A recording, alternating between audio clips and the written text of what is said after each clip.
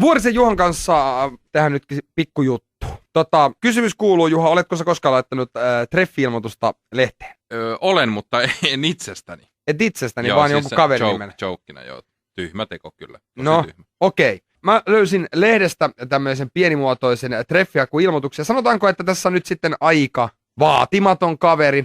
Ja kaveri on laittanut sellaiset aika suorat sanat, ja mä haluaisin tietää, että vastaako naiset tämmöisiin ilmoituksiin ollenkaan. Ja mä ajattelin, että soitetaan tälle kaverille, joka tämän ilmoituksen on jättänyt, ja kysytään siltä, että onko natsa. Sopii. Luenko mä tämän ilmoituksen nyt vai luenko mä sille, että se kaveri kuulee? Jos luetaan silleen, että kaveri kuulee, niin hän muistaa, jos hän on mahdollisesti sen juovuspäissä sinne laittanut. Niin. Okei, kaikista hauskin juttuhan on se, että jos tää äijä...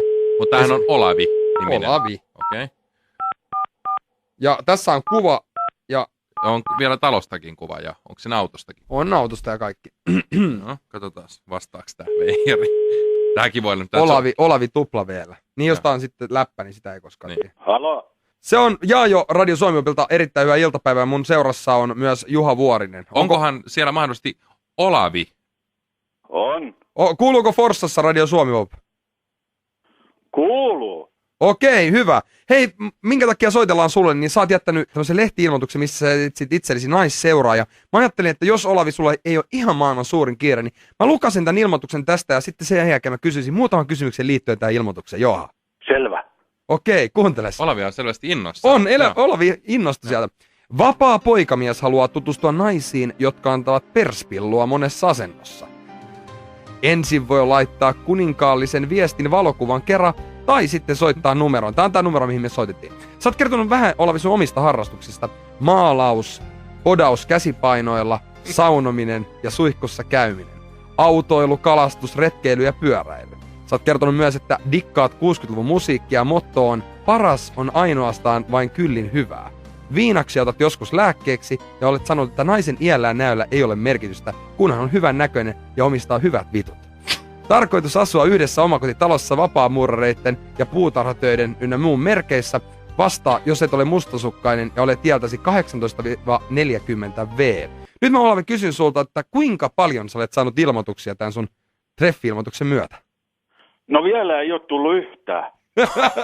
Millä ihmeellä? Sä olit pannut kuvan ja siinä on nähtävästi sun torpastakin. Onko siinä autot? Mikä auto sinne on? En tiedä, mutta hieno auto on. Mikä toi valkoinen on? Mikä auto sulla, Olavi, on? Mulla on Lada. Lada? Mutta toi on vähän vanhemman puolen, niin sun pitäisi varmaan enemmän, että panna tätä Ladaa tuohon kuvaan, koska tosta ei ihan saa selvää, että mikä auto se on. Ja sulla on semmonen juttu, että mä neuvoisin sulle, toivottavasti otat tarpeeksi pitkähampaisen emännän, nimittäin jonkun pitäisi vähän lyhentää tätä ruohoa tässä pihassa. Niin, mutta mulla on bensa loppu siitä leikkurista. No niin, mutta hei, kerro mulle, mistä sä olet tämmönen oikein todellinen sanaseppo ja kauniskielinen kaveri, siis perspillua monessa asennossa. Mä en ole tämmöistä lausetta kuullut edes Juha Vuorisen suusta. Ootko tää syntyläisiä forssalaisia? On, kyllä. Ja se on teillä päin semmonen niinku suurin iltojen ilo ja viikonloppujen hupi toi perspillu. Kyllä, täällä sitä harrastetaan, just sitä. Okei. Mutta ilmoituksia ei ole vielä tullut, joten tehdäänkö vaikka semmonen juttu, Olavi, että me jäädään jännittämään tänne näin, että miten herralla mahtaa käydä ja onnea menestys. Saadaanko me soittaa sulle uudestaan? Kyllä vaan, sopii. Ja jatkakaa vaan sitä ilmoitusta. Okei. Ilman muuta. Pannaan se nettiin. Nettiin pyörimään. Niin mutta mielellään. Ootko miten nyt käsipelillä hoitanut tämän homman siihen niin kauan kunnes... En. Sä säästelet itseäsi. Kyllä. Sä lataat siis. Hei, kiitoksia Olavi oikein paljon ja hauskaa päivänjatkoa. Kiitos. Hei. Hei.